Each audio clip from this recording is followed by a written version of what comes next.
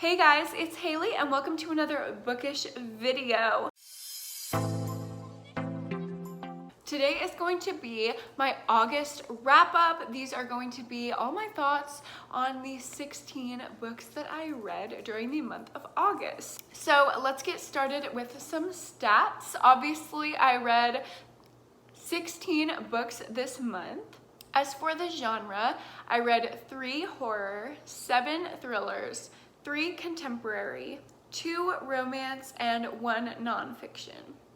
2 of those were YA and 14 of them were adult, and the split of the author gender was actually 25% male, 75% female, which is really good for me. I almost never read male authors, so having a percentage of 25%, that's actually really high. I would love some recommendations for books by non-binary authors because I don't know that I ever have read a book by a non-binary author. If I have, I haven't picked it up because of the, author's gender identity. But if there are any own voices stories out there, I would love some recommendations for those in the comments. For the types of book that I read this month, I read 1 ebook, 3 audiobooks, and 12 physical books. I used to read all of my books in physical copies, so branching out to ebooks and audiobooks has been really big for me, and it actually has helped me read a lot more. Finally, for my ratings, my overall rating this month was a 3.5, which sounds pretty average, but usually my ratings are a lot higher, so I feel like maybe it wasn't the best reading month for me. I only had 3 5-star reads. I had 6 4-star, 4 3-star, and 2 2-star, which I feel like I almost never have 2-star reads, but I had a lot of 3 and 2 stars back to back to back to back, and it just made me feel like I can't find anything this month. And I also DNF'd 1 book, but I plan on coming back to it at some point. I just feel like it was too much for me in the moment that I was trying to read it. So yeah, let's get into my thoughts on all of these books. Where should we start? I feel like we need to start with the bad and then go to the good, because then we'll end on a happy note. So let's do that. The book that I DNF'd this month is The Girl with the Dragon Tattoo by Stieg Larsson. I got about 160 pages into this book and almost nothing happened except for what was explained on the back that I already knew was gonna happen. So the exposition took up almost a third of the book. That's a lot for me. It also was very heavy material. It was a lot of like Swedish financial politics, which wasn't very interesting to me. But I know this book is really hyped up, so hopefully now that I'm past that, it'll pick up again and I'll be in the mood to kind of push through it at some point, but that point was not this month. Next up, I'm going to share my 2-star reads. The first one was Something She's Not Telling Us by Darcy Bell. And this was a huge, huge disappointment for me because I loved Darcy Bell's first thriller, A Simple Favor. And I guess this is just the curse of the second book. Every author's second book is not the best, and this definitely falls into that category. So basically, this is a thriller about a woman whose child is kidnapped, and we're going through like the events that led up to the kidnapping, trying to figure out who took him and why and what's gonna happen. It was simultaneously boring and confusing. Like, I feel like so much was happening that I didn't care about and didn't need to happen, and then not enough was happening that I felt like it needed to be explained, if that makes sense. It was really easy to predict. I feel like I could have written this book. It was not good. I read it in a day laying by the pool, and it was very entertaining and light, and that's why I gave it those 2 stars. But the ending really took it really, really far down for me, because basically nothing happened. It was basically like, so we found out what happened, and there was like no feelings process, no aftermath, no nothing. It was just very, very odd and not good. The other 2-star book that I read this month is Why We Broke Up by Daniel Handler. This is a romance that talks about this idyllic relationship that ended from the breakup going backwards, and it's each stage kind of the relationship is signified by a different object, and there are really beautiful illustrations of each like little object that I really enjoyed. But that was pretty much the only thing that I enjoyed about this book. The characters are very like trying too hard to be quirky. Our main character is like manic pixie dream girl syndrome, trying too hard to be Perks of a Wallflower. And yeah, I think if I read this when I was 15 or 16, I would have been like, oh my God, this is so deep, this is so amazing, this is so quirky. But reading it now at 22, I can see for what it is, and it's not good. Now let's get into my 4 3-star books. The first one is Jennifer Weiner's Big Summer. I thought this was gonna be like a really cute, fun contemporary about a plus-size girl who reconnects with her high school best friend slash bully to be in her wedding, because this girl is a bitch and has no friends, so she has to beg the people that she bullied in high school to like be her bridesmaids. But we also all know that girl. And I thought it was gonna be like a tale of like friendship and forgiveness and body positivity, but it took a turn halfway through, and I don't know if I like the turn that it took. It turned into a completely different genre, and I wasn't prepared for it, and I didn't enjoy it. So if this kept on being the contemporary that it was for like the first half, I would have loved it, but that weirdness in the middle just made it a 3-star for me. My next 3-star book is Ask Again Yes by Mary Beth Keane. I actually buddy read this with Caroline Johnson this month, and we had some fun little discussions. We both kind of were on the same wavelength of really enjoying the like family dynamics and like descriptions of the relationships and things like that, but it was a very underwhelming story. We both made these wild predictions about what was going to happen, and then what actually happened was just okay. Like, if you like a description of people living in the world and their family history and their goings on and just the everyday drama of their lives and how their lives turn out, you might enjoy this, but it was a little bit boring for me. I feel like it was like Little Fires Everywhere, but make it less. Although it was very beautiful, I loved the themes in here about like fighting for your marriage, forgiveness, like forbidden love between like teens. I think those themes and those discussions were really beautiful, and the ending was gorgeous. I mean, absolutely gorgeously written. So those are the things that saved it for me, but the actual story itself was about a 3-star. My next 3-star read was Full Disclosure by Cameron Garrett, and I read this for the Page Turner Book Club pick for August, and I think we all kind of had the consensus that it kind of hit somewhere in the middle. The author tried to focus on a lot of different topics at one time, and that's good because there was representation for so many groups: LGBT, HIV positive, people of color. Like, it had it all. But those many different directions made it very unfocused for me, and I found myself not really knowing what to care about and not really caring about anything due to that. So yeah, it's basically the love story of a teenager who is HIV positive, but the love story was kind of, I feel like, a subplot to her kind of self-centered stream of consciousness ramblings about, you know, her everyday high school life. If this was a romance about how to deal with your partner being HIV positive, or how to tell your partner that you're HIV positive, I would love that. You know, acceptance, love, gorgeous. But it was not that, and for that reason I gave it 3 stars. Lastly, for the 3-star reads, I gave the Unhoneymooners by Christina Lauren 3 stars. I know so many people say that this is a 5-star romance for them.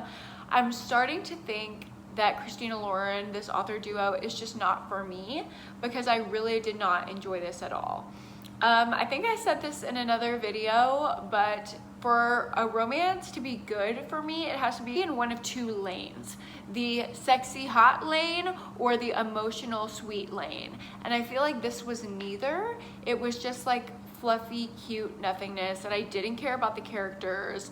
The characters were very annoying to me actually, and like unrealistic.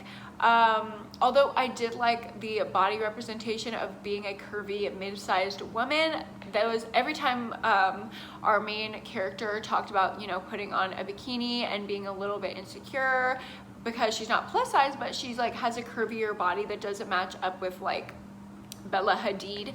I was like, yes girl, you go, you wear your bikini, we love that. We love to see a mid-sized woman. But that was the only part that really had me like cheering, and it was a very minimal part of the book. I definitely wasn't cheering for the romance.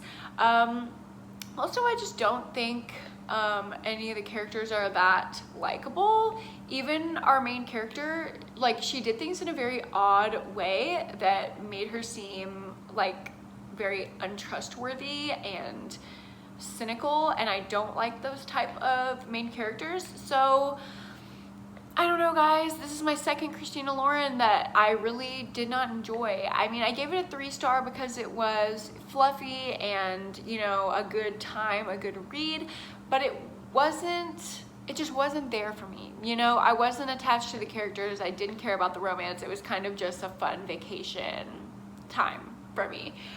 Basically, if you don't know what this is about, probably should have told you that earlier. Everyone at a wedding gets sick, including the bride and groom, but not including the best man and maid of honor, who hate each other. But somebody has to go on the honeymoon because it's non-refundable, so they go together, and it's basically enemies to lovers kind of thing. But I would suggest the hating game if you like enemies to lovers, because this was not it. Okay, next up, let's go through my 4-star reads. So I read the ebook of The House at the Bottom of the Lake by Josh Mallerman for Summerween. You can see my full thoughts in that vlog, which will be up a little bit later this week. And I gave it 4 stars. I really enjoyed it. I thought it was a great little quick horror novella, and I highly recommend it. Also for Summerween, I read The Only Good Indians by Stephen Graham Jones, and my full thoughts are in the vlog. And Mallory by Josh Mallerman, which is the sequel to Bird Box, and my full thoughts are in the vlog, so go watch it. But yeah, both of these were 4 stars, really, really good horror novels, and I highly recommend you read them or listen to them. I actually listened to both of them on audio and really enjoyed them, especially The Only Good Indians. It was like very haunting, and the audio was making me like scared to be alone in my house. So highly recommend if you're looking for a good horror audiobook. My next 4-star book is My Sister the Serial Killer by Oyinkan Braithwaite. I'm so sorry. I literally looked up how to pronounce this, and on a good day without my Invisalign trays in, I could probably make it work, but I got the trays in, so we already got a little bit of a lisp, and it's not gonna happen, so I'm so sorry. But this is basically exactly what it says. Our main character has a sister, and she is a serial killer. This book also takes place in Nigeria, which I thought was really fun. I've never read a book set in Nigeria. It was really fun. I really liked it. It was kind of like Dexter vibes a little bit, because the sister has to go clean up after her serial killer sister and dispose of the bodies and make sure that she doesn't get caught. And it's just like, you feel so many emotions while you're reading this. You really root for the main character to like do the right thing and get everything figured out, and kind of like do things for her own self-interest instead of her sister's. And yeah, going through the whole story, it like definitely keeps you entertained and keeps you guessing. It's really short. I read this in a day and I flew through it. It was really, really good. My next 4-star book is The Butterfly Garden by Dot Hutchinson. My boyfriend actually picked this out for me to read in my Boyfriend Picks My TBR video, which I will link down below if you haven't seen that. You can get my full thoughts in that vlog, but I basically gave it a 4.5 out of 5 stars because the ending had me like, eh. And after the whole lead up of like a 5-star book to get to the ending and have it be such a letdown, I just can't give it 5 stars. The last 4-star book that I read this month was My Lovely Wife by Samantha Downing. This is also about following the perspective of a serial killer.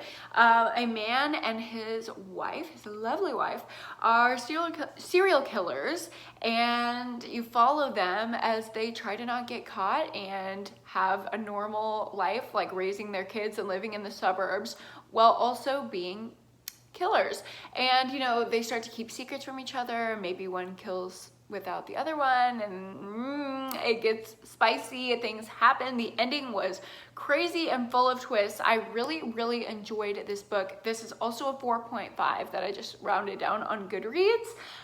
It just wasn't all the way there for me. There were some kind of chapters where it was just the husband talking about the relationship that were a little bit boring, and I just wanted to hear about the murder. So yeah, very surprising, very twisty. I highly recommend this book, but it just wasn't all the way to a 5-star for me. In no way means it's bad, but yeah.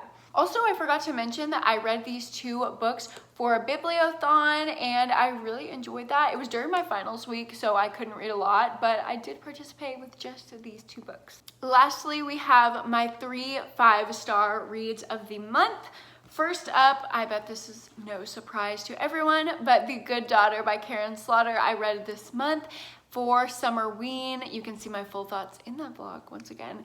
And I really enjoyed it. It was a 5-star. The twists, the turns of it all, it's crazy. It was graphic. It was intense, like most Karen Slaughter books are. And if you're looking for a good graphic thriller, this is the one for you. Next up, I read a memoir that I gave 5 stars, although I don't like to rate nonfiction books because I don't like to rate other people's like experiences on a scale of 1 to 5. This was just absolutely outstanding, and I had to give it 5 stars because Brain on Fire by Susanna Cahalan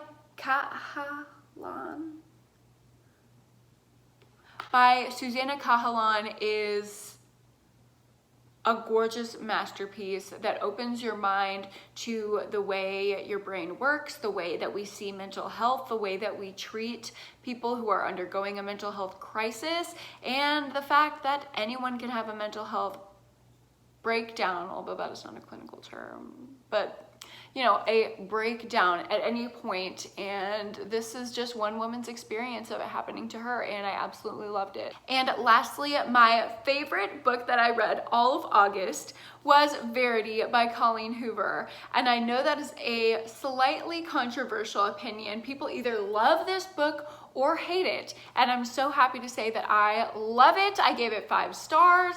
This is wild. This is a wild thriller, okay? It's a romantic thriller, which first of all, love that. Colleen Hoover, if you don't know, is traditionally a romance author, but she wrote this thriller. I think she needs to write more because this was amazing.